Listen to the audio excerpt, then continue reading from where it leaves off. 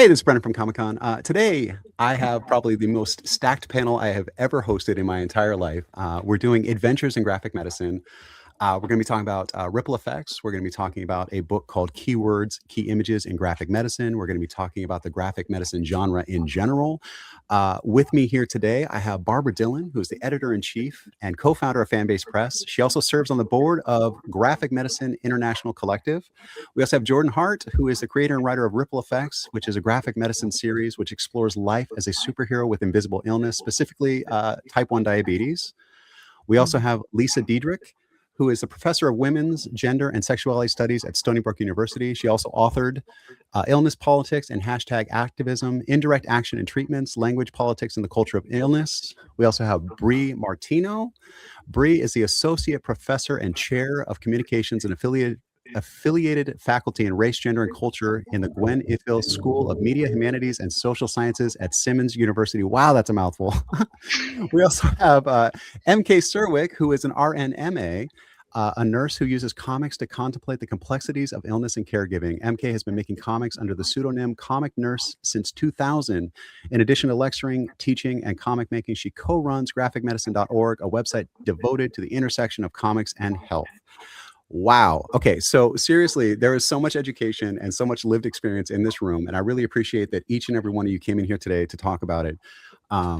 Graphic medicine is a very new thing for me. I got a press release a while back from Miss Dillon up there about ripple effects. And I did an interview with Jordan. And oh, did I not introduce Ian? Oh my goodness. Yep. Sorry. I don't think so. I didn't, unless I missed it. Sorry. So also Dr. Ian Williams is the founder of graphicmedicine.org. He's a comics artist, educator, and doctor who lives in Brighton. He's got a couple of graphic novels. The Bad Doctor was published in 2014. He followed up in 2019 with The Lady Doctor. And I'm so sorry. And it's funny because I had that in a little different spot. And the reason for that is because if you look up graphic medicine, the Wikipedia article that comes up, the entire first paragraph is about Dr. Ian Williams. It says the phrase graphic medicine was coined by Dr. Ian Williams, founder of graphicmedicine.org, to denote the intersection between the medium of comics and the discourse of healthcare. So, Dr. Ian, since you are apparently the Wikipedia answer to what is graphic medicine, would you care to enlighten us? What is graphic medicine? How do you define it? I kind of think you just said it a few minutes ago. So it's I was asked to define it. Initially, I just coined that term as a cool name for the website. But then a kind of community grew around the website. So I was sort of forced to come up with a definition of what is graphic medicine. So I've always said that it's the intersection between the medium of comics and the discourse of healthcare. So you can kind of take that in any way you like. It can be, to do with studying graphic novels, healthcare professionals studying graphic novels, academics studying graphic novels, patient education novels, writing articles as novels, or lived experience as comics. So I left that definition deliberately loose. Nice. And one of the things that I actually really appreciate about both of these works that you all have contributed to is that it's not just somebody telling a story. These are lived experiences, and you all are doctors and nurses, and this is coming from a place. And so, Jordan, we talked about with ripple effects where it was coming from you. Would you care to rehash some of that story about why you were led to write ripple effects? Of course, yes. Thank you so much for having Barbara and I with such an all-star panel here too, as well. This is a real honor. Ripple effects derives from my own incurable illness, which is thrombophilia. I have an incurable blood clotting disorder. So when I was in the hospital being treated for it, they were going over everything and basically, in basic terms, said, well, you're going to have to take this medicine, anticoagulants, every day for the rest of your life to stay alive. And, after an initial spiral freak out that, you don't see coming when you're blindsided by something with having no past history, no family history I was in my hospital bed and I was like, this would make a great story. Basically, what about if it was Superman, whose kryptonite was his own body? And from there, I had the idea, but I wasn't quite sure where it was going to go. I was not ready to write it for a very long time, for about 7 years. But I felt like the best way to handle it was to, excuse me 1 second. Sorry, I'm in a hotel because I have all-day doctor's office, and that was housekeeping. So I apologize, but very relevant to the story. So to wrap it up, I was having a lot of time telling the story about George being an invincible superhero with thrombophilia, what I have. It was just too hard to write. So my best friend at my day job had been a type 1 diabetic since he was 7 years old. And we really bonded over our illnesses. And I said, if I do this story, would you serve as a consultant of sorts to help me tell an accurate story? And he did. And we were able to get it out into the world. And I only pitched it to Barbra, only Fan-Based Press, who had been a friend out here in Los Angeles for many years. Knew it was the perfect place, and they decided to go with it. So it's a story about an invincible superhero who can't be harmed externally, but he has type 1 diabetes. So he doesn't want to be a hero because he's afraid of his illness getting in the way or it being exploited. And it really derives from how I felt better with my illness was talking to other chronically ill people. My boss at the time had Crohn's disease for 20 years, and she really helped me get through. And she introduced me to a lot of people. And that was my goal with Ripple Effects, was just to write a story, a good superhero story that just someone with a chronic illness or a loved one could read and just know that they're not alone and see themselves in a story. Nice. And representation is important because, so after we talked about Ripple Effects and it was coming up, my son was able to contribute to Ripple Effects with his superhero self-portrait. He has cystic fibrosis. And I got to tell you, seeing his own artwork in a book, seeing, stories, it is so important. He doesn't stop talking. It's a daily conversation where, he's like, yeah, Ripple Effects, it's such a great story. It's got this and this and this. And you should hear the pitch. You could not give a pitch as good as my son gives for your book.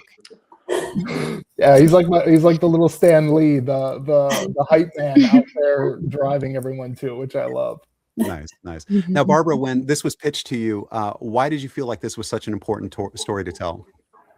We at Fan-Based Press are very fortunate to receive a lot of submissions from creators at various stages of production, and we love Jordan, always wanted the opportunity to work with him, but sometimes when you get that one specific story, it feels like lightning in a bottle. It feels like, why hasn't anyone done this before? Why haven't we seen a superhero story that is accessible, that is representative, not only of specifically type 1 diabetes, but of invisible illnesses and chronic illnesses and invisible disabilities.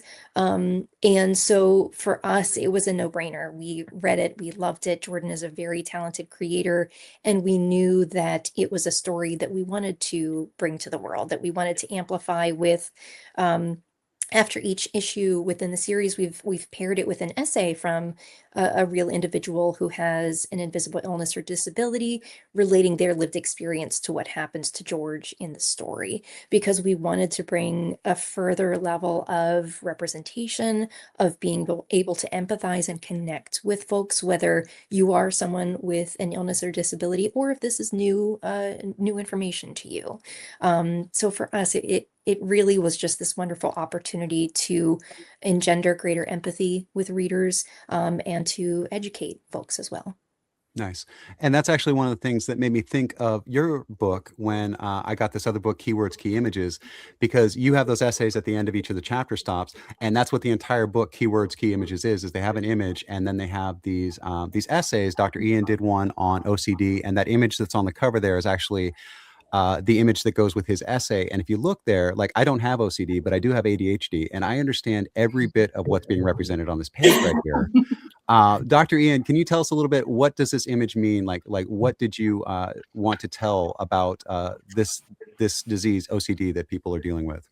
Well, I'm glad you kind of recognize some aspects of it. Because I think there's a big crossover between OCD and ADHD. So I guess that, well, this is, talking about invisible illnesses, this was my, this initially was an experimental image when I was developing the kind of visual language, if you like, for The Bad Doctor, I was trying to work out how I would portray OCD in visual form, because that's what comics artists do.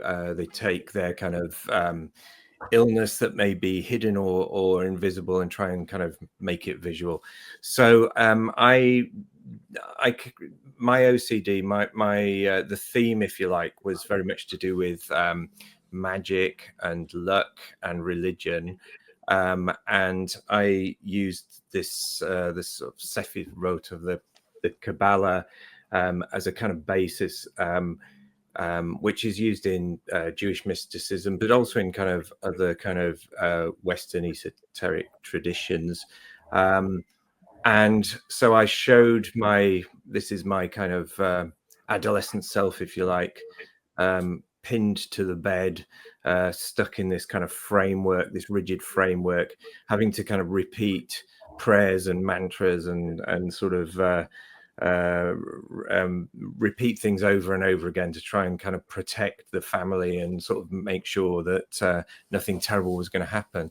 So I took that kind of basic image of the tree of life, and then sort of put various images within it that kind of relate to themes of what I used to worry about when I had OCD. So, but also kind of childhood memories, and there's a real mishmash of kind of, childhood TV characters in there. I think the clangers are in there, and then kind of music, because heavy metal was a big kind of theme, really. I developed OCD around the time where there was a big satanic panic, really, to do with heavy metal, backmasking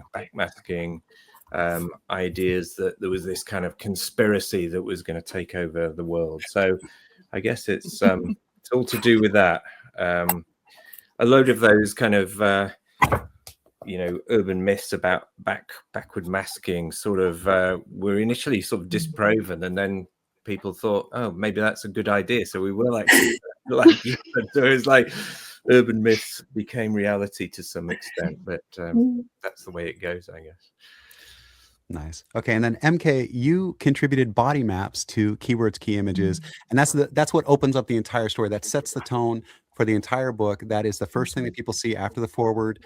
What was your idea? We have an image for that as well, and that is right there. And this is for postpartum body. So you're going through and you're describing different things that are happening in a very, very visual way.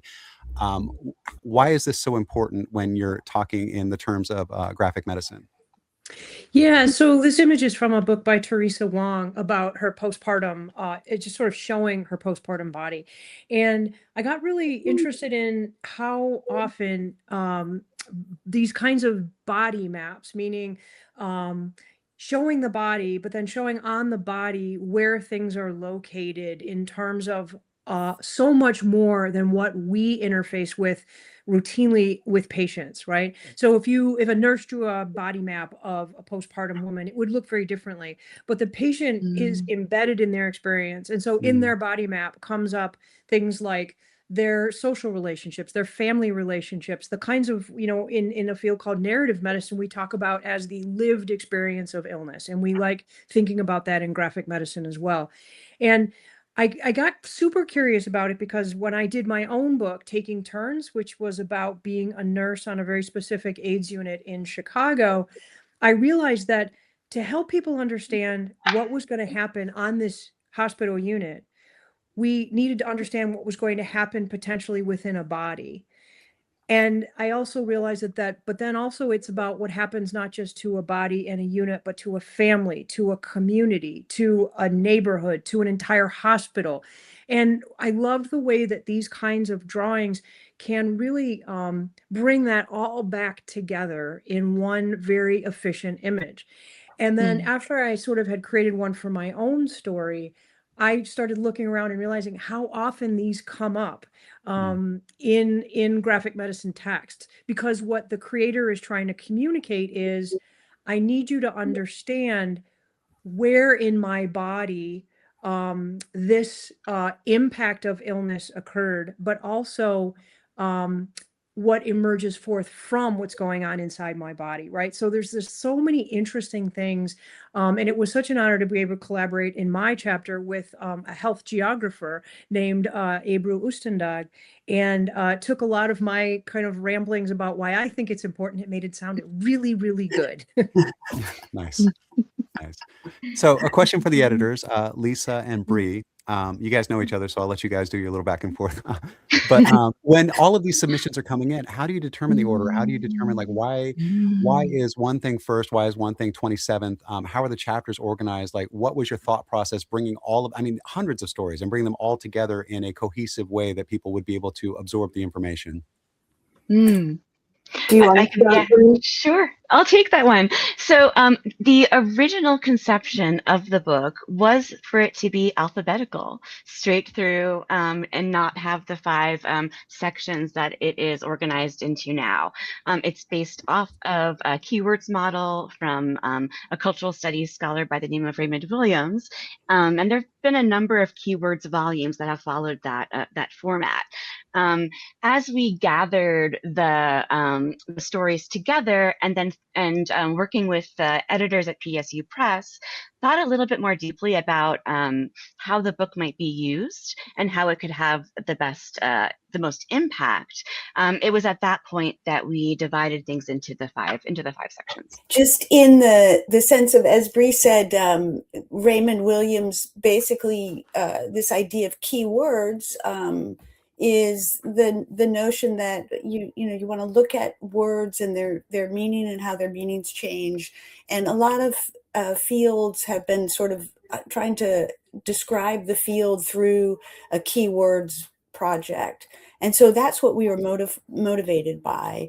But we were also sort of aware that keywords delimits the framework to words. And we were very much aware that images and words and images together are crucial to graphic medicine.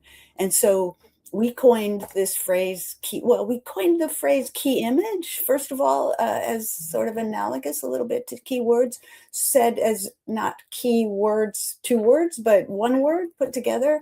And then we also wanted to get people to think about the very much importance of words and images together in comics and graphic narrative. So we coined that idea of keywords / key images, even though it's a little clunky to say. We felt that sort of captured something about what graphic medicine is.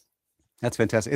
It's only clunky until it's not. And when people start getting used to it, then it just becomes part of the lexicon, and that's fantastic. And I love that these words that you guys are making up, that you folks are making up, they're just so encompassing, and they just make so much sense. They're so intentional, like keywords, key images, because I am a huge proponent of using like graphic novels and graphic storytelling in teaching people language, in kids learning how to read, because you're looking at this image that's on a screen or on a piece of paper, and there's a word that you've never seen before, but you've got the context of how people are reacting. You've got the context of what is happening in the story. Graphic storytelling is huge. And so to be able to take this medium and just make people understand this is what's going on, the perspective of this is what my body looks like to me. In that one image we were talking about postpartum, there's lots of things that my wife was going through that I'll never understand when she was having our children. And to see that on a page, I go, oh, okay, that tracks, because there's this body dysmorphia, or there's actual things that are happening or whatever that she knows that she's going through. And that's her experience that I'll never understand. But seeing it on a page, I go, oh, that tracks for me a little bit. I had a question here. So obviously these stories are important to the people who are affected by their own health and illness, but there's also like an educational element. I just talked about a little bit there. What do you hope that readers are going to take away from this story? And let's throw that to Jordan. Well, for me, for Ripple Effects, what my biggest takeaway that I was hoping for was that people would just see themselves in a superhero. As Barbara mentioned, I've read comics since I was 4. I just could not recall chronically ill, invisibly ill superhero where it wasn't a weakness or it wasn't a plot point, where it actually was looking into their life as an ill person and how that affects them being a superhero. So I just wanted to explore that, but ultimately just let people know that they were not alone and that there's other people out there not going through the same thing, but that can relate and can listen. And, you know, Ripple Effects went on to be nominated for an Eisner, nominated for a Harvey, won the Dwayne McDuffie Award for Diversity, like all these incredible accomplishments I would have never imagined. But still, the best moment of the entire book was the first Comic-Con we had it. It was the first Comic-Con after COVID, really. So everyone was in masks, and a young woman came up, and Barbara and I told her about the book, and she showed her insulin glucose patch on her arm, and she started tearing up and said, "I've been waiting my whole life to have a story like this." And she was in cosplay, she was a fan, and to see something that Barbara and I and Brian and the whole team, Bruno, worked on to have an actual impact on someone, it was the greatest feeling I've ever had professionally, and you know what this story was all about. And I didn't realize that till that happened. And then I was like, oh, that's why I did this, you know, to see this story touch someone and just like give them a invisible hug and let them know that, you know, it's okay. It's really was the best feeling. Nice. Now, I know that Jordan and Barbara go to comics conventions a lot. MK, Ian, do you guys go to like book signings, or do you have experiences like that where people come up to you and tell you what this means to them? Yeah, for me, you know, a couple of things. I've done another book or edited another anthology of comics about menopause. And right on the heels of what you were just saying, I was thinking one of the other major things, aside from helping people feel seen and see themselves, and is just dispelling stigma. And part of why I put the word menopause in the title of the book, it's Menopause, a Comic Treatment, was to try to bring together people to talk about it, right? And comics are really powerful and have a long history of dispelling stigma by getting people to talk about things that are things people are living with, that we go through as human beings, but yet somehow it's awkward or uncomfortable to talk about. And comics are really good at doing that work. And so that's been really important. And yeah, I've had experiences where definitely people come up to me and talk about how much this book meant to them. But on an even deeper level for me, with my book Taking Turns about the AIDS crisis, to have gotten emails from people who lost their loved ones and feel like no one talks about that time anymore. No one talks, or even someone who thought that their uncle might have been a patient and I couldn't talk about it, but they were, and I knew them, just to like make that connection with people who lost loved ones. And we're so grateful to see that time period represented, and that way of providing care in a connected and community-based way represented has been really powerful to get that kind of feedback. Nice. Dr. Ian? Yeah, definitely. So, I mean, The Bad Doctor, it's partially about having OCD. It's really about having OCD and being a doctor, or going through kind of trying to hide it through kind of medical training and then trying to hide it. Which I'm sure a lot of people with OCD would relate to.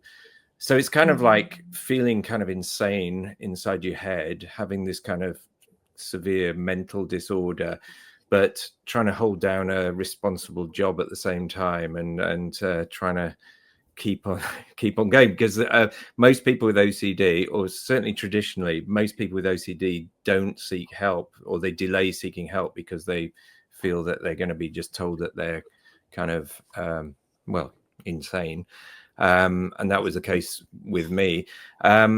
So, and then when I didn't tell anybody I was doing this book, and a week before the book was due to be published, I was actually in a job interview, because I'd taken a couple of years off to try and finish the book, and I was in a job interview for a doctor post, because I needed the money, and they asked me what I'd been doing over the last couple of years, because I had a kind of blank bit on my CV, and I didn't want to tell them that I had a book coming out the next week called The Bad Doctor, because I thought, well, I'm just not going to get this job, or I thought I'd never get another job. I thought I'd never get another job in medicine. I thought people would just sort of shun me or something, but I kind of put the book out there. And I've had loads of people say thank you for doing that book, because I kind of really relate to it, and I'm still working as a doctor, but there is, particularly within healthcare, traditionally within medicine, there's a real stigma about mental health. So this was my way of being able to talk about it. I didn't tell anybody about it for years, and so I just did a book about it and put it out there, and then I was able suddenly to kind of talk about this thing that had been a massive part of my life for the first 30 years. And I was asked to write articles and things like that about having OCD, and so suddenly I found myself as this kind of OCD spokesperson or whatever.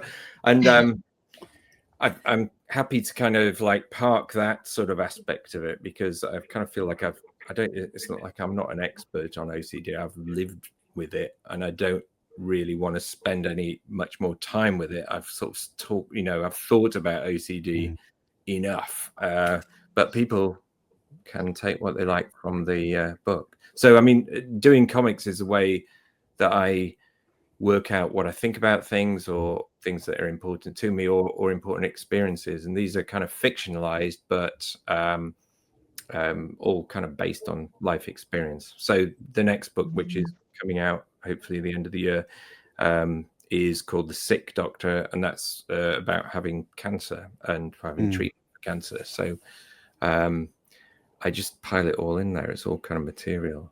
Right. That sounds a lot like what Jordan was saying about, the way that he came up with ripple effects there.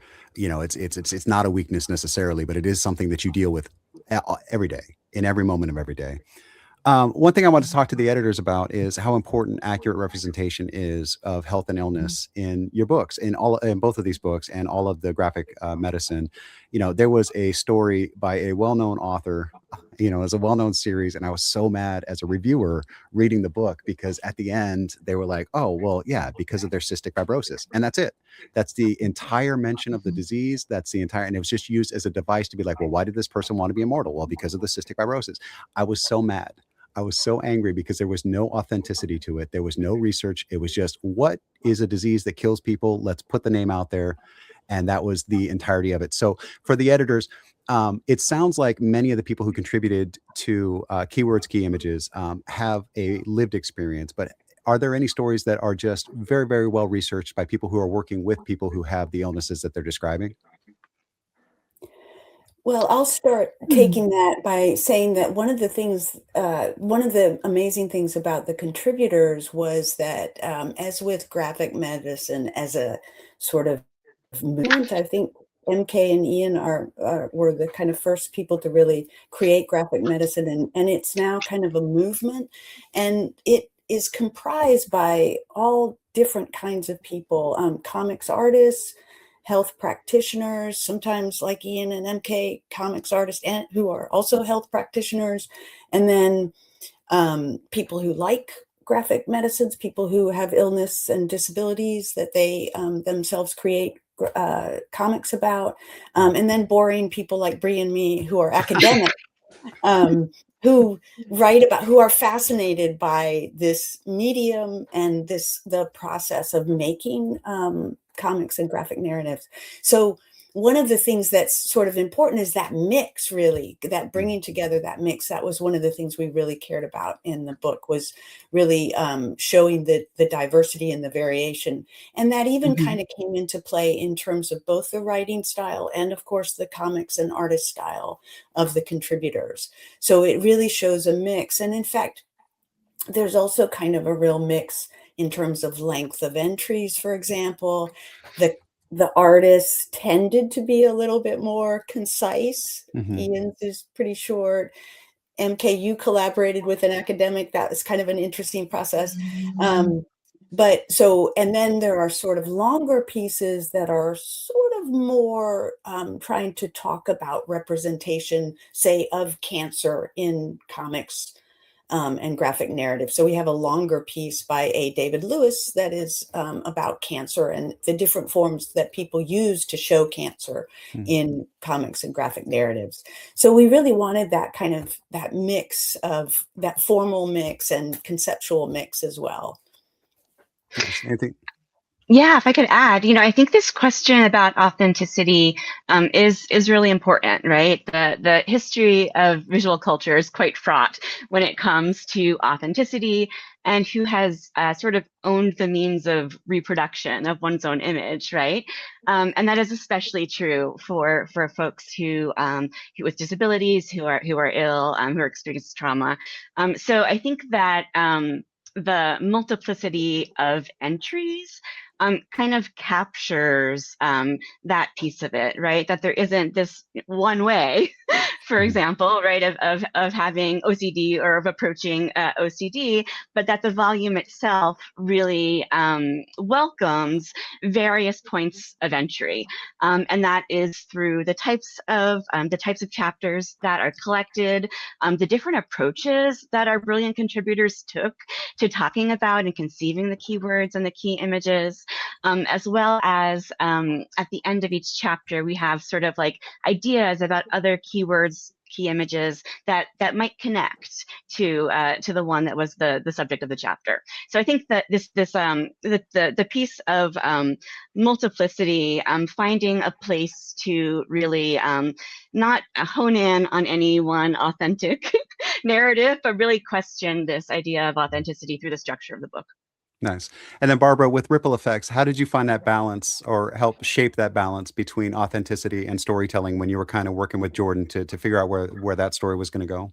That's a great question. First, I will co-sign on everything that's been said so far in terms of authenticity. I think that the genuineness of the story and of the lived experiences being shared is what really connects the reader to each book.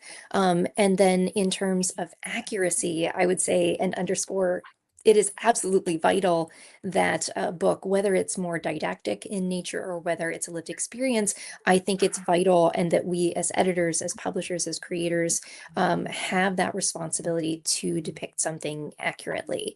If someone is coming to the content, whatever it might be, for the first time, we want to ensure that that interaction, that education is appropriate, that it's accurate.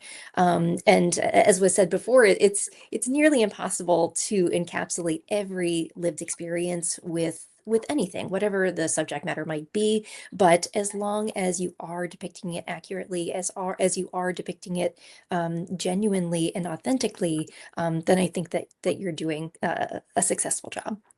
Nice, nice. And I got to tell you, we're getting the high sign from producer Eric that our time is almost up here. And I just want to say that, yeah, I had no idea that this was even a genre until Ripple Effects crossed my email. And I am so thankful that I discovered this.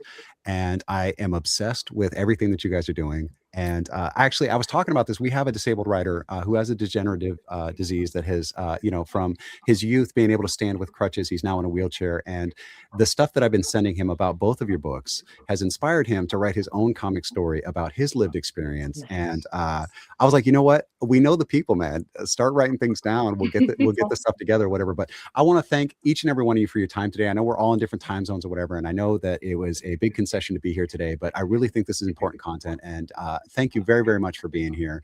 That's about the time that we have. And I'm blown away by what you guys are doing, and I can't thank you enough for it. Thank you so much. Thank you. Thanks, Brendan. Thank you. Yeah, thank you. Thank you.